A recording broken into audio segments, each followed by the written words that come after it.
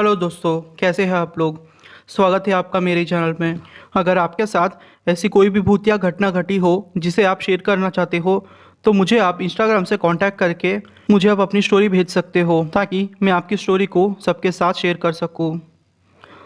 तो चलिए बढ़ते हैं अपनी कहानियों की तरफ। मेरा नाम योगेश कुमार है। मैं एक मेल एक्सप्रेस का लोको पायलट हूँ।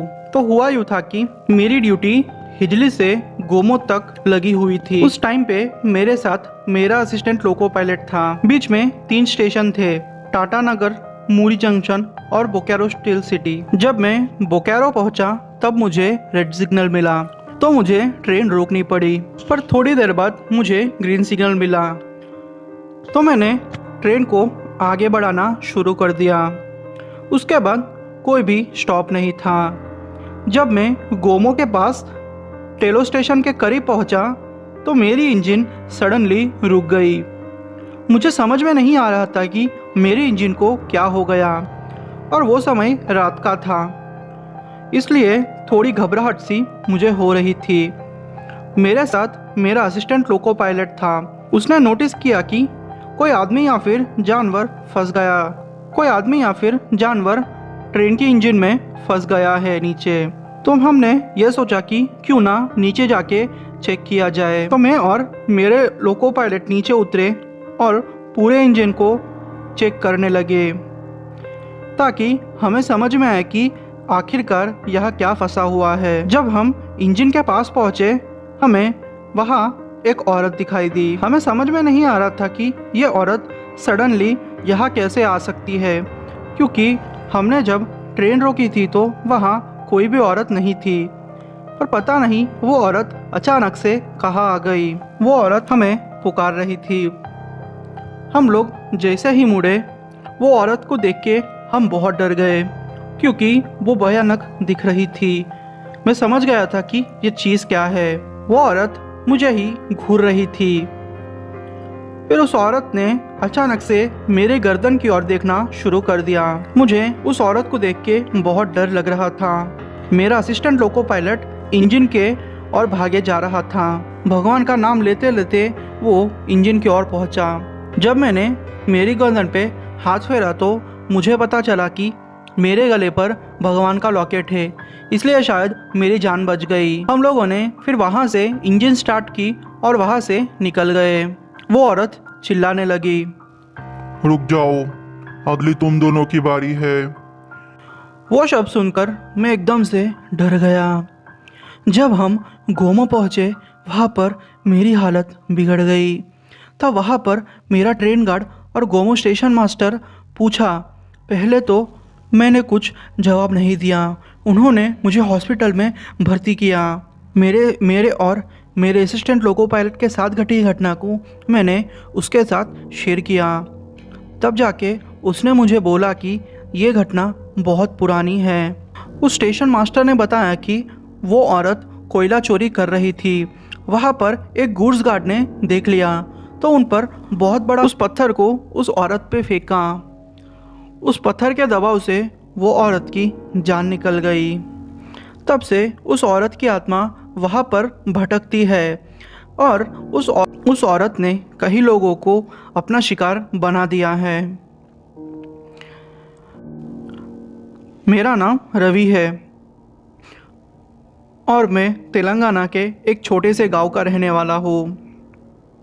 ये घटना मेरे साथ 2 साल पहले घटी थी। हुआ यूँ कि रोज़ की तरह मैं अपना काम ख़त्म करके मेरे गांव की ओर चल रहा था। मैं आपको बता दूं कि जहां मैं काम करता हूं और जहां मेरा गांव है, उन दोनों गांवों के बीच एक रेलवे स्टेशन पड़ता है। उस रेलवे स्टेशन को क्रॉस करके मुझे दूसरी ओर अपने गांव जाना होता था। यह बात तकरीबन रात के 11:30 या 12 बजे की है। मैंने अपने किराना की दुकान बंद की और मेरे दुकान में काम करने वाले बिरजू को कहा कि तू अब दुकान बंद करके चले जाना, मैं भी चलता हूँ। यह बोलकर मैं अपने गांव की ओर जाने लगा। स्टेशन मास्टर के हालचाल पूछकर मैं अपने गांव की ओर जाने लगा। जैसे ही मैं थोड़ा आगे गया मुझे कुछ अलग सी आवाज़ें सुनाई दे रही थी, जैसे कि किसी औरत के पायल की हो। मैंने सोचा शायद ये मेरा भ्रम होगा। जैसे ही मैं आगे बढ़ते गया, अंधेरा ज़्यादा होते गया। मैंने जब रेलवे फाटक पार करने की कोशिश की तो कोई औरत चिल्ला रही थी। मैं सच में एक पल के लिए डर गया था, क्योंकि वो आवाज़ अगर आप सुनोगे तो आपको भी मेरी तरह डर लग जाएगा। मुझे कुछ भी समझ में नहीं आ रहा था। मुझे थोड़ा थोड़ा शक हो रहा था कि यह चीज़ क्या हो सकती है, पर फिर भी मैं अपने दिमाग को काबू करके आगे ही बढ़ता जा रहा था। जैसे ही मैंने सारे फाटक पार किए, वो औरत अचानक से मेरे सामने आके खड़ी हो गई। मैं आपको बता भी नहीं सकता कि वो औरत कितनी भयानक थी। उसका चेहरा मानो जैसे जल गया था। उसकी सिर्फ लाल लाल आंखें दिख रही थी। सच बोलूँ तो मैं नीचे बैठ गया था और भगवान का नाम लेके आंखें बंद कर दी थी, क्योंकि उस औरत का चेहरा मुझसे देखा ही नहीं गया। 5 या 10 मिनट हुए होंगे कि मुझे ट्रेन की आवाज़ सुनाई दे रही थी। जब जब मैंने मेरी आंखें खोली तो मेरी चारों तरफ सन्नाटा ही सन्नाटा था। मुझे वो औरत कहीं भी नहीं दिखाई दे रही थी, जैसे अचानक से वो औरत गायब हो गई हो। सच बोलूँ तो मेरी हालत ख़राब हो चुकी थी। मुझे उतनी ठंड में भी पसीने आ रहे थे। मेरी तो इतनी भी हिम्मत नहीं हो रही थी कि मैं अपने घर चले जाऊँ। फिर भी मैंने थोड़ी हिम्मत करके घर जाने का तय किया। मैं धीरे धीरे अपने घर पहुंचा और अपने घर वालों को ये सब चीज़ें बताई। तो उन्होंने बोला कि ये पक्का बुरे साए का असर होगा, तुम चिंता मत करो, गंगा जल छिड़को और हनुमान चालीसा पढ़ लो, तुम्हारी तबीयत एकदम से ठीक हो जाएगी। आज की कहानी हमारे ही एक सब्सक्राइबर भाई ने भेजी है। उन्होंने अपना नाम बताने से मना किया है, तो मैं काल्पनिक नाम लेके आपको स्टोरी सुनाऊंगा। तो चलिए सुनते हैं कहानी उनके पॉइंट ऑफ व्यू से। हेलो दोस्तों, मेरा नाम चिंटू है और मैं उत्तर प्रदेश के एक छोटे से गांव का रहने वाला हूँ। ये घटना मेरे साथ 5 साल पहले घटी थी। मुझे किसी काम से शहर जाना पड़ा। शहर तकरीबन 30 या 35 किलोमीटर का था। काम ख़त्म करते करते मुझे रात के 10 बज चुके थे और वहाँ से गांव की बस निकल चुकी थी। तो मैंने सोचा कि क्यों ना ट्रेन से चला जाए। जब मैं रेलवे स्टेशन पहुंचा तो वहाँ के स्टेशन मास्टर ने कहा कि आखिरी ट्रेन रात के 12 बजे है। मैंने सोचा चलो कोई बात नहीं, हमें ट्रेन तो मिल गई ना। मैंने फिर टिकट ले ली और स्टेशन में आके इंतज़ार करने लगा। स्टेशन एकदम वीराना था। उस टाइम पे इक्का दुक्का ही पैसेंजर्स थे। मेरी ट्रेन तकरीबन 12:30 बजे आई। पता नहीं ट्रेन लेट थी। मैं जब ट्रेन में चढ़ा तो देखा कि ट्रेन में पैसेंजर्स भी कम है। मैंने सोचा कोई बात नहीं, 1-2 घंटे की ही बात है, मैं मेरे गांव जल्दी पहुंच जाऊंगा। और ऐसा था कि वो पैसेंजर ट्रेन थी। आपको तो पता ही होगा कि पैसेंजर ट्रेन का क्या हाल होता है। तकरीबन 15 मिनट के बाद ट्रेन वहाँ से रवाना हुई। सफ़र ठीक ठाक चल रहा था। वो सर्दियों के दिन थे, तो ठंड भी कड़ाके की थी।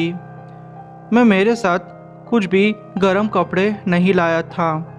मैंने सोचा था कि काम जल्दी ख़त्म करके दिन में ही घर पहुंच जाऊंगा, पर ऐसा नहीं हुआ। ट्रेन धीरे धीरे आगे बढ़ रही थी। जैसे जैसे स्टेशन आ रहे थे, लोग उतरते जा रहे थे। अब मेरा गांव तकरीबन 15 किलोमीटर रह गया था और ट्रेन आके एक स्टेशन पे रुक गई।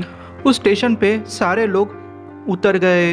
मैं भी उतर के देखने लगा कि कोई है या नहीं मेरे बाजू वाली बोगी में। मैं फिर मेरे आगे वाली बोगी और पीछे वाली बोगी को चेक करने लगा। चेक करने पर मुझे पता चला कि कोई भी नहीं है। वो सारी 3 बोगियों में मैं सिर्फ अकेला था। सच बोलूँ तो मुझे डर भी लग रहा था, पर मैंने सोचा कि कोई बात नहीं, वैसे भी बीच में कोई स्टेशन नहीं है तो ट्रेन रुकेगी भी नहीं, सीधा मुझे मेरे गांव तक पहुंचा देगी। मैंने मेरे बेटे को फ़ोन करके कह दिया था कि वो बाइक लेके मुझे लेने आए, तो फिर चिंता की कोई बात नहीं थी। ट्रेन के निकलने का अनाउंसमेंट हुआ और मैं देखता हूँ कि एक औरत जिसने शादी का जोड़ा पहन के रखा है वो ट्रेन में चढ़ी। वो बिल्कुल मेरे सामने वाली सीट पे आकर बैठ गई। मैंने सोचा शायद हमारे गांव की औरत होगी, क्योंकि कुछ ही दिन पहले हमारे बाजू के मोहल्ले में 2 शादियां हुई थी, तो मैंने सोचा कि उनमें से ये कोई होगी। ट्रेन चलने लगी। तकरीबन 6 या 7 किलोमीटर ट्रेन आगे गई होंगी कि वो औरत अचानक से मेरी तरफ देखी और बोली, भाई साहब आप कहाँ जा रहे हो? मैंने बोला मैं आगे के स्टेशन में उतर जाऊंगा। तो उस औरत ने बोला कि मैं भी उस स्टेशन में उतर जाऊंगी। मैंने सोचा क्यों ना इसे बातें करें ताकि मेरा भी टाइम पास हो जाए। उस औरत की बस मुझे आवाज़ ही सुनाई दे रही थी, क्योंकि उसने घूंघट पहन के रखा था। वैसे मेरे दिमाग में कोई उल्टे सीधे ख्याल नहीं आ रहे थे, क्योंकि मैं इन सब चीज़ों में ज़्यादा भरोसा नहीं करता था। मुझे चोरों से बहुत डर लगता था। फिर वो एकदम से चुप हो गई। ट्रेन बीच में ही एक जंगल जैसे इलाके में आके रुक गई। मुझे अचानक से थोड़ा डर जैसा महसूस हुआ, क्योंकि वो सारा एरिया जंगल जैसा था। तो मैं धीरे धीरे करके ट्रेन के दरवाजे बंद करने लगा, क्योंकि मैंने सोचा कि शायद कोई अगर गुंडे आ जाएंगे तो मुझे प्रॉब्लम हो जाएगी। और आपको तो यूपी का माहौल पता ही होगा। वो औरत पता नहीं अचानक से उठ गई और ट्रेन के बाहर आके कहीं चलने लगी। मैं उसे ज़ोर ज़ोर से पुकारता रहा, पर वो औरत मेरी बात सुन ही नहीं रही थी। मुझे एक पल के लिए लगा कि पक्का ये औरत नींद में ही चल रही है, और जिस तरह से वो बात कर रही थी वो अच्छे घर की लग रही थी। तो मैंने सोचा कि मैं इसकी मदद कर देता हूँ, वरना ये कोई मुसीबत में पड़ जाएगी। तो मैं उस औरत को पुकारते पुकारते उसके पीछे भागने लगा, ताकि अगर ट्रेन स्टार्ट हो गई तो मैं कोई ना कोई बोगी में चढ़ जाऊंगा, क्योंकि वो औरत ट्रेन के पीछे की तरफ जा रही थी और मेरे पीछे तकरीबन 6 या 7 बोगियाँ थी, तो टेंशन की कोई बात नहीं थी। पर अचानक से वो औरत जंगल के अंदर जाने लगी। मैं भी भागते भागते उस औरत के पीछे जंगल के अंदर चला गया। मैंने सोचा कि कोई बात नहीं, वैसे ही 6-7 किलोमीटर का रास्ता है, पहले इस औरत को बचा लूँ। फिर मैं उस औरत के पीछे भागने लगा। वो औरत जंगल में तकरीबन 1.5 किलोमीटर तक अंदर आ चुकी थी और अंदर आके एकदम से वह रुक गई। सच बोलूँ तो मुझे थोड़ी सी घबराहट हो रही थी। फिर मैंने बोला, बहन जी आप यहाँ क्यों आ गई बहन जी? पर फिर भी वो औरत कोई जवाब नहीं दे रही थी। मैंने सोचा शायद इस औरत को थोड़ा हिलाऊंगा तो शायद नींद में से जागेगी। मैं जैसे ही उस औरत के पास गया, वो औरत एकदम से पीछे मुड़ी और उसने अपना घूंघट खोल दिया। जब उसने अपना घूंघट खोला तो उसका शरीर जला हुआ था और उसकी आंखें नहीं थी। उसकी आंखें जल चुकी थी, सिर्फ खड्डे ही थे। वो देख के मेरी हालत एकदम ख़राब हो गई। सच बोलूँ तो मैं अब हिल भी नहीं पा रहा था। मैंने सोचा ये किस डायन के पीछे मैं आ गया हूँ, आज तो मेरी मौत पक्की है। मैंने भागने की कोशिश की। उस औरत ने मुझे अपने लंबे हाथों से पकड़ लिया। मुझे बहुत डर लग रहा था। उस औरत ने मुझे फिर लोच के खाने की कोशिश की। उस औरत ने मेरे गले का मांस खा लिया। मैं अब थोड़ी देर में ही बेहोश होने वाला था। मुझे बहुत खून निकल रहा था। मैंने फिर एकदम से शिवजी का नाम लेना शुरू कर दिया। जैसे ही मैंने शिवजी का नाम लिया, वो औरत थोड़ा पीछे चले गई। मैं शिवजी का नाम लेते लेते बेहोश हो गया। दूसरे दिन जब मुझे होश आया तो मैं मेरे गांव के अस्पताल में था। पूछने पर मुझे पता चला कि मैं रोड के पास बेहोश पड़ा मिला और सबको लगा कि मुझे शायद किसी जानवर ने खा लिया हो। पर जब मैंने सबको ये बात बताई तो सब लोग शॉक्ड हो गए। मैंने फिर पंडित जी से मुलाकात की तो पंडित जी ने कहा कि वो औरत उस स्टेशन पे हर अमावस्या की रात को चढ़ती है और किसी ना किसी को अपना शिकार बनाती है। ये तो तुम्हारी किस्मत अच्छी है कि तुम बच गए, वरना शायद तुम्हारी मौत पक्की थी।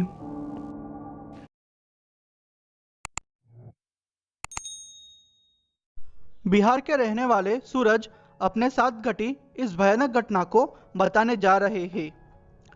मेरी उम्र 25 साल की है और मेरी ग्रेजुएशन की पढ़ाई पूरी हो चुकी थी, इसलिए मुझे उस दिन दिल्ली किसी काम से जाना था। तारीख थी 22 मार्च 2011। जाने के 2 दिन पहले से ही सारा सामान पैक कर लिया था।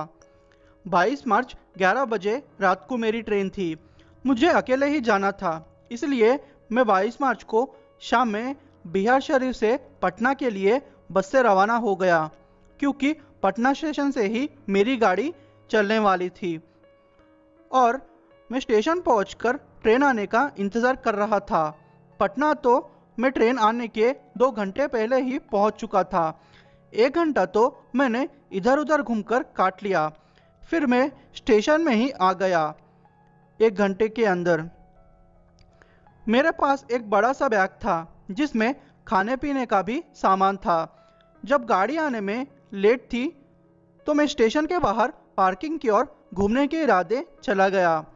भारी बैग मेरे पीठ पर एक बड़े बोझ के जैसा लग रहा था। पार्किंग की तरफ मुझे घूमते हुए मेरी नज़र दूर अंधेरे कोने में बैठी एक औरत पर पड़ी। उसके हाथ में मैंने एक कटोरा देखा। मुझे लगा शायद भीख मांग रही होगी। फिर मुझे लगा यह औरत अंधेरे कोने में ऐसी क्या भीख मांग रही होगी। वो गंदे मैल कुचले कपड़ों में थी। उसकी हालत देखकर मुझे उस पर दया आ गई और मैं उसे कुछ पैसे देने के इरादे से उसकी ओर चला गया। वो औरत सीमेंट के एक बने चबूतरे के पास बैठी हुई थी। मुझे चबूतरे के उस ओर घूमकर जाना पड़ा। जैसे ही मैं उस ओर गया तो मैंने देखा कि वो औरत वहाँ पर नहीं है। मैं एकदम से चौंक गया। मुझे लगा इतनी जल्दी यह कहाँ चली गई होगी। अभी तो एक अपाहिज की तरह यहाँ पड़ी हुई थी, पता नहीं कहाँ गई होगी। मैं यही सोच रहा था कि अचानक से मेरी ट्रेन आने की आवाज़ मेरे कानों तक पहुँची और मैं दौड़कर वहाँ पहुँचा। मैंने एसी बोगी में सीट रिजर्व करवाया था और मैं खिड़की की तरफ बैठा हुआ था। ट्रेन में तो थोड़ी देर के लिए अफरा तफरी थी, लेकिन थोड़ी देर के बाद ही सब कुछ ठीक हो गया। ट्रेन तक भागकर आने से मेरा गला सूखने लगा था, इसलिए मेरे बैग में पड़ी पानी की बोतल को लेकर मैंने पानी पीना शुरू कर दिया। मैंने कुछ पानी की घूंट पी ली और इसी बीच ट्रेन कुछ मिनटों में चलने लगी। मैं लेफ्ट साइड की खिड़की की तरफ था, लेकिन मेरे बगल की सीट अभी भी खाली ही पड़ी थी। वहाँ 10 मिनट तक कोई भी बैठने नहीं आया था। कुछ देर बाद मैंने देखा कि टीटी अपने साथ एक औरत को लाया और उसे मेरी बगल वाली सीट पर बिठा दिया। मैं खिड़की की तरफ बैठा हुआ था और शीशे से बाहर गुजरते हुए पेड़ों को देख रहा था। अंदर एसी बोगी में काफ़ी शांति का माहौल था और अब रात के तकरीबन 12 से ज़्यादा बज चुके थे, इसलिए मुझे अब नींद भी आ रही थी। रह रहकर मेरी पलकें बंद हो रही थी। मैंने एक नज़र अपने बगल में बैठी उस औरत पर डाली। मैंने देखा कि जिस तरह उसे बिठाया गया था वो एकदम मूर्ति की तरह वैसे ही उस तरह से ही बैठी हुई थी और सामने एक साधी नज़र से कुछ देख रही थी। उसकी यह हरकत देखकर मुझे थोड़ा अजीब लगा। फिर मैं उस पर उतना ध्यान नहीं दिया और सोने को चले गया। आंख लगे बस कुछ ही मिनट हुए थे कि अचानक मुझे लगा कि कोई सपने में मुझे धक्का देकर उठा दिया हो। मैं चौंक कर उठ गया और तुरंत घड़ी में देखने लगा। रात के 2 बज रहे थे। सपने के कारण मैं थोड़ा घबरा सा गया था, इसलिए मैं बाथरूम की ओर चल पड़ा थोड़ा फ्रेश होने के लिए।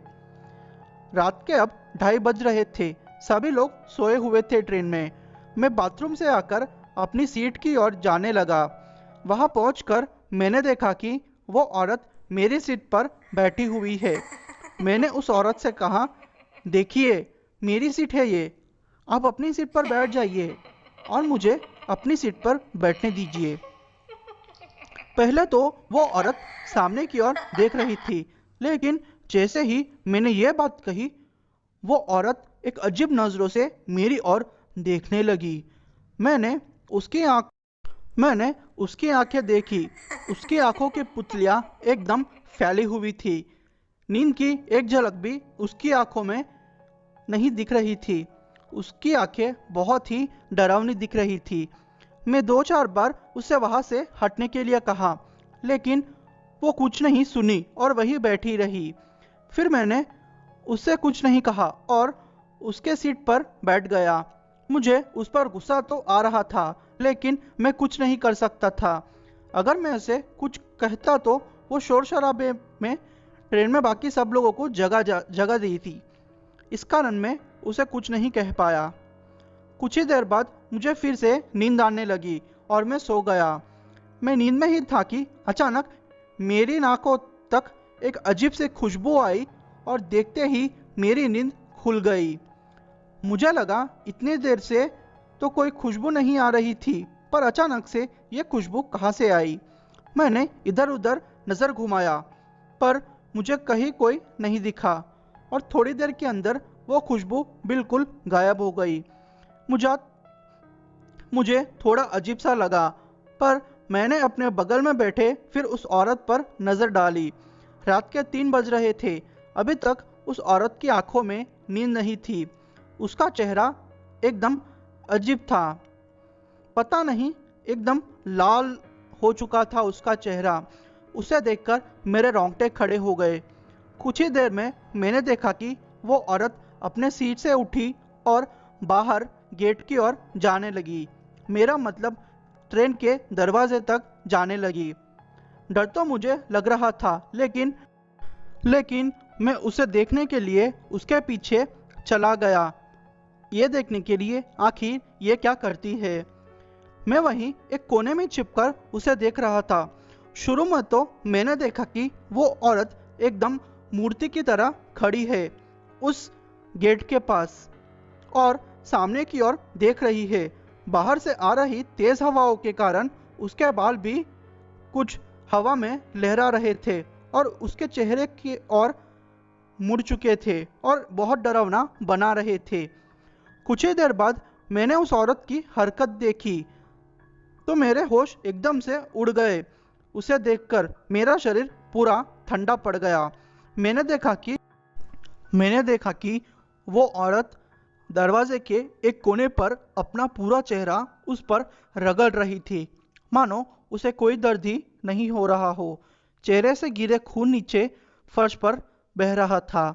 मैं घबरा गया और पीछे की ओर हट गया। अचानक उसकी नज़र मुझ पर पड़ी। मैंने उसकी शक्ल देखी। वो इतनी डरावनी शक्ल थी कि कोई भी आदमी उसे देख के मर ही जाए। उसके चेहरे से वो मांस लटक रहा था। आंखें उसकी फट कर बह रही थी, मानो एक चुड़ैल हो। और देखते ही देखते वो औरत नीचे छलांग लगा दी। उस अंधेरी रात में वो औरत चलती ट्रेन से कूद चुकी थी। पता नहीं वो कहाँ गिरी। मैं बहुत ज़्यादा डर गया था और किसी तरह डर के साए में रात काटी। बाद में मैं दिल्ली अपने दोस्त के घर पहुंचा। वहां पहुंचकर ये सारी बातें मैंने उनके परिवार वालों को सुनाई। उन लोगों ने कहा, अगर तुम्हारी बात सच है तो तुम्हारा सामना एक बहुत ही खतरनाक चुड़ैल से हुआ था। वो भूत प्रेत ही होते हैं। ये आत्माएं किसी भी रूप में भटकती रहती है, किसी का भी रूप ले सकती है। तुम तो किस्मत वाले हो कि तुम बच गए। बहुत लोगों के साथ ये होता है कि भूत प्रेत उन्हें अपने ही साथ खींच कर लेके जाते हैं।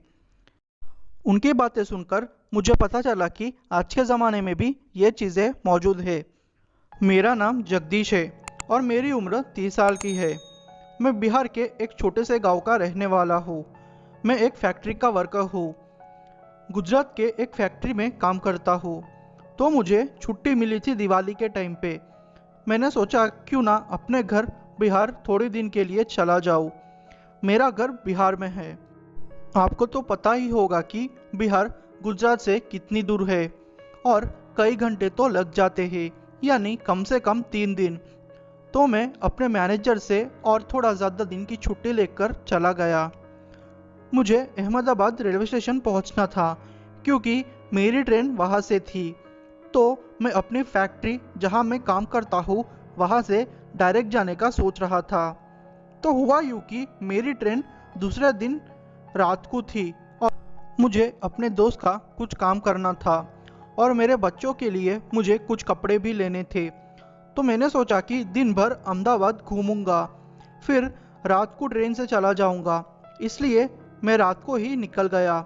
उस फैक्ट्री के रास्ते मुझे कुछ मटके जैसा रखा हुआ दिख रहा था। अनजाने में मैंने उस मटके पर मेरा पैर गिर गया और वो मटका रख दिया और वो मटका मेरे पैर से टूट गया। उस मटके में से लाल सिंदूर, नींबू मिर्च, कुछ ऐसी चीज़ें बाहर निकल गई। मैंने ज़्यादा ध्यान दिए बिना ही निकल गया।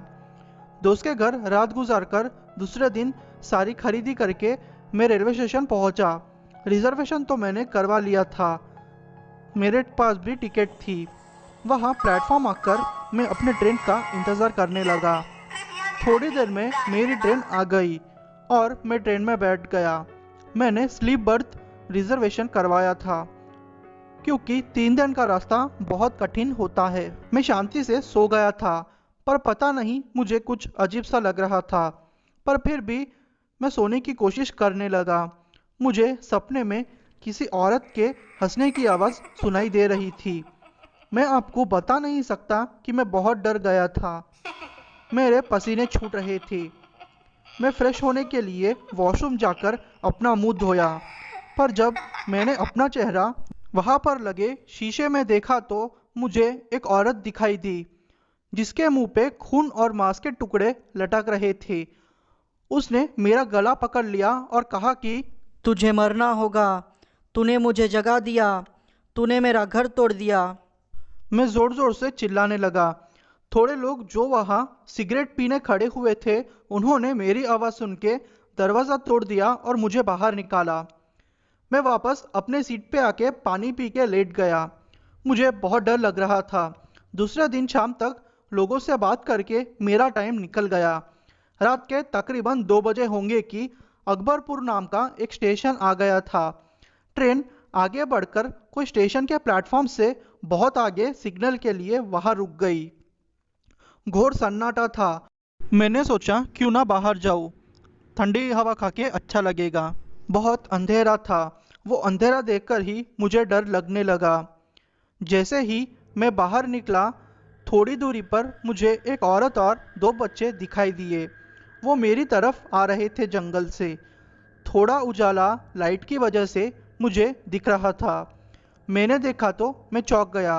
वो तो मेरी पत्नी और बच्चे थे, तकरीबन 10-12 फीट दूर होंगे। उन्हें देखकर मैं चिल्लाने लगा, कमला, ये क्या, तुम यहाँ कैसे? पर वो कुछ नहीं बोल रहे थे। मैंने बिना सोचे अपना सामान लेकर नीचे उतर गया और अपनी पत्नी और बच्चों के पास जाने लगा। वो मुझे देखकर दूर भाग रहे थे। वो लोग थोड़ा दूर जाके गायब हो गए। वो देखकर तो मैं जैसे चौंक गया। मेरा दिल धड़कना बंद हो चुका था।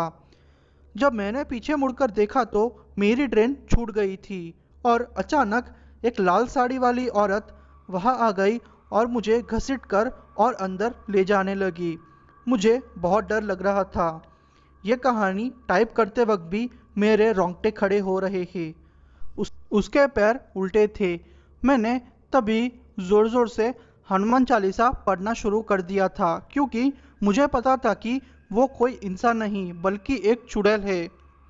और वो औरत जैसे ही हनुमान चालीसा सुन के अपना रूप और भयानक करने लगी।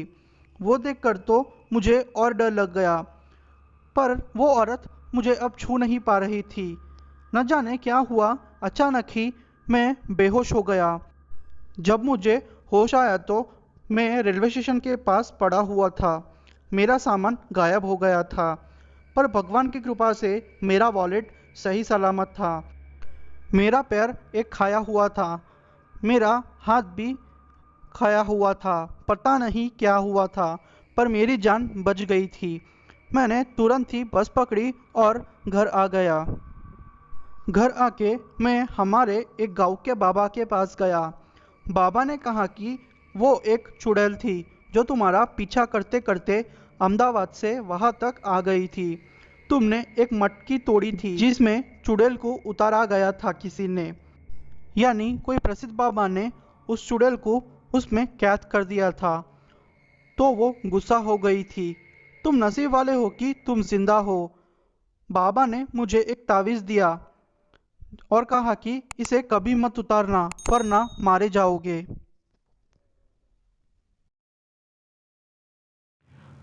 हेलो दोस्तों, मेरा नाम रंजित है और मेरी उम्र 21 साल की है।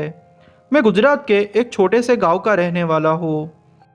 ये घटना हमारे साथ गर्मियों की छुट्टी में घटी थी। मेरा एक दोस्त था, उसका नाम हितेश था।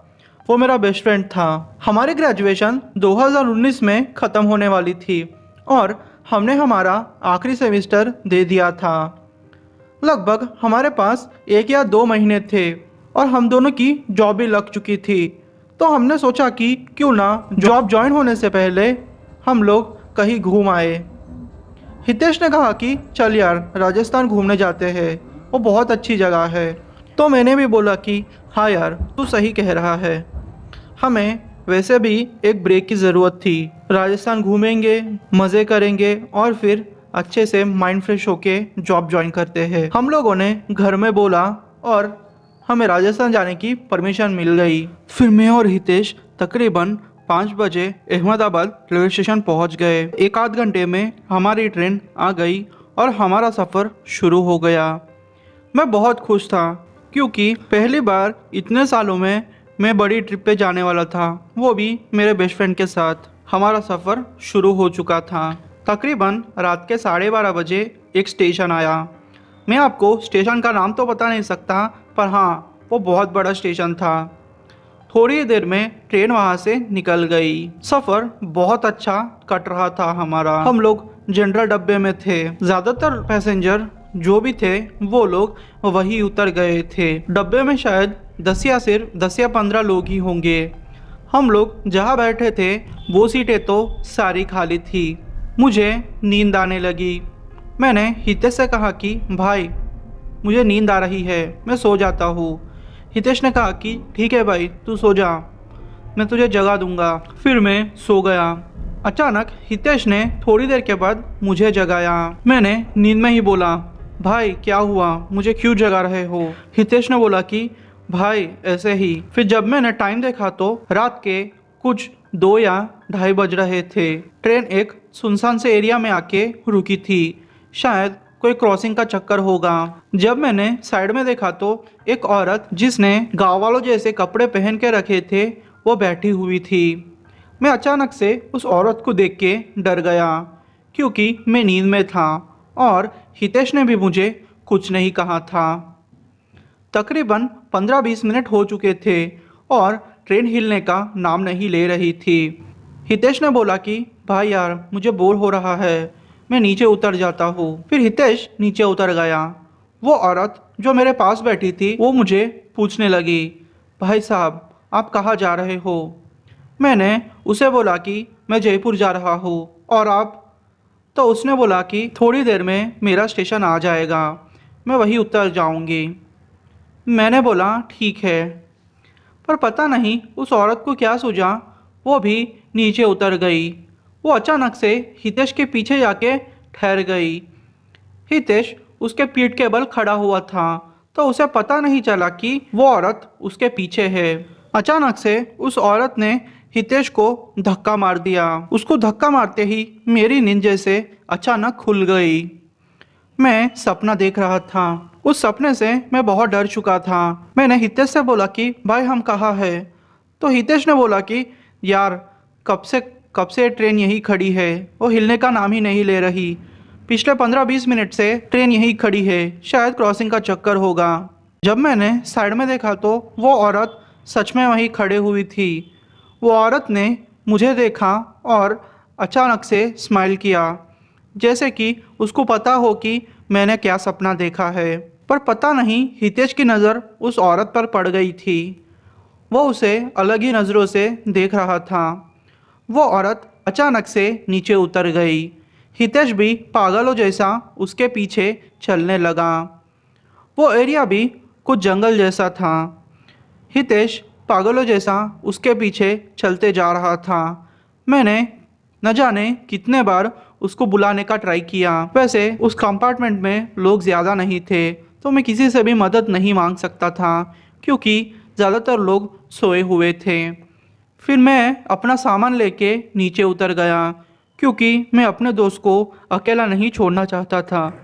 पहले तो मुझे लगा कि ये पक्का चोरी का मामला है।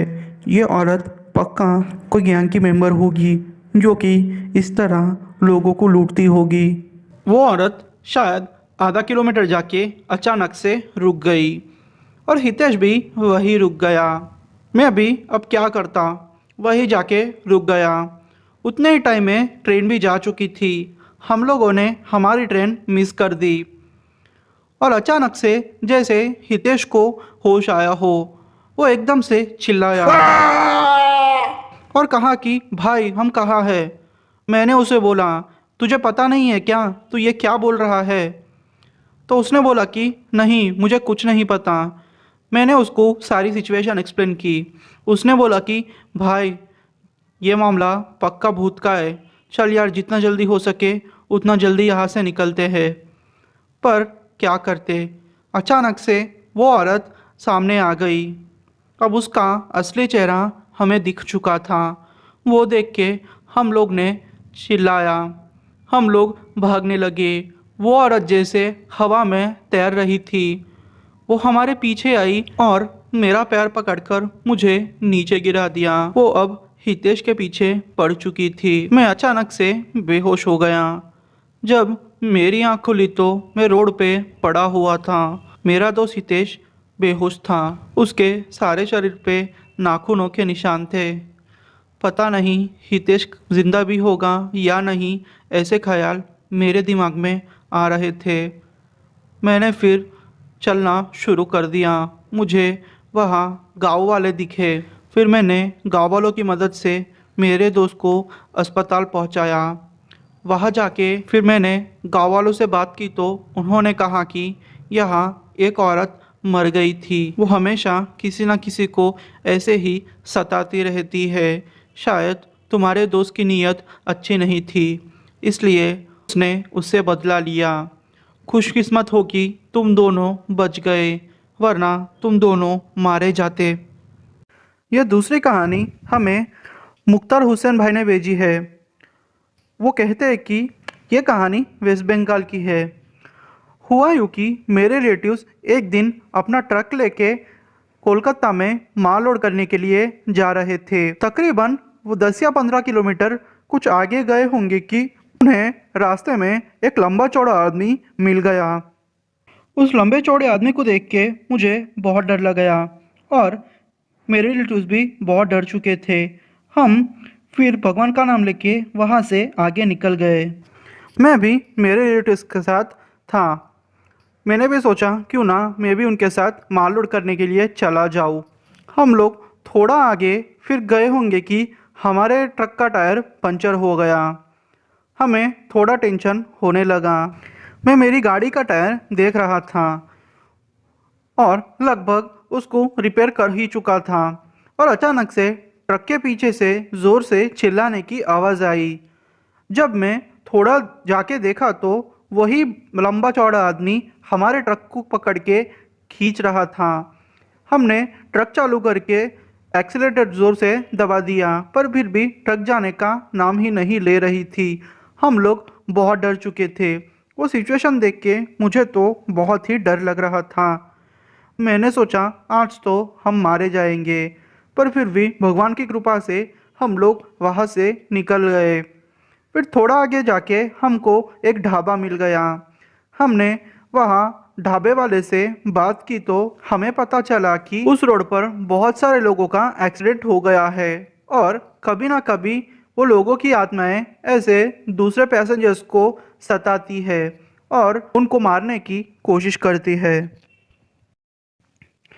तो दोस्तों, आपको ये कहानियाँ कैसी लगी? अगर आपको ये कहानियाँ पसंद आई हो तो मेरे वीडियो को लाइक कर दीजिए और मेरे चैनल को सब्सक्राइब करके उसके पास की घंटी को ऑन ऑल पे सेट कर दीजिए। अगर आप अपने आप बीती या फिर किसी अपने के साथ आप बीती को भेजना चाहते हो तो मुझे इंस्टाग्राम में मैसेज करके अपनी स्टोरी भेज सकते हो, जिससे कि मैं आपकी स्टोरी को पूरी दुनिया के सामने रखूँगा और सबके साथ शेयर करूँगा। थैंक यू दोस्तों।